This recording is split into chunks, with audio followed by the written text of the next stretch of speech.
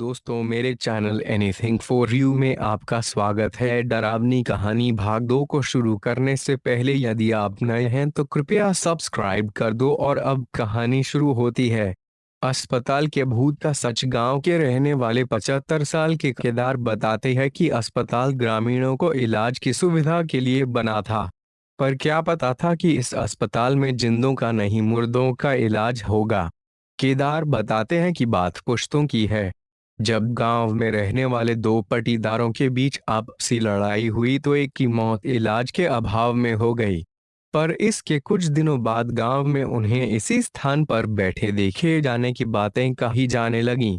कहा जाता है कि वह किसी से कुछ बोलते नहीं, पर बचाव बचाव की आवाजें जरूर आती। किसी की हिम्मत नहीं होती कि वहां जाए।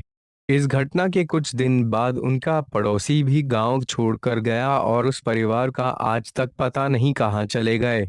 उसके बाद से जिनकी मौत हुई वे कभी यहाँ या फिर गांव के आसपास नहीं दिखाई पड़े। पर 1982 में जब पर यह चिकित्सा उपकेंद्र बनकर तैयार हुआ तो कुछ दिन बाद ही टूटने फूटने की आवाजें आने लगीं। कुछ दिन तो लोगों ने नजरअंदाज किया, पर बाद में ये बढ़ता गया। यहाँ तक बताया कि जब अस्पताल के डॉक्टर चले जाते तो रात में अस्पताल का दरवाजा अपने आप खुल जाता। कुछ दिनों तक ऐसा लगा कि लापरवाही में डॉक्टर से खुला रह गया होगा। पर थोड़े दिनों बाद जब यह घटना सही लगने लगी तो रात के समय तेज रोने की आवाजें भी सुनाई पड़ने लगीं।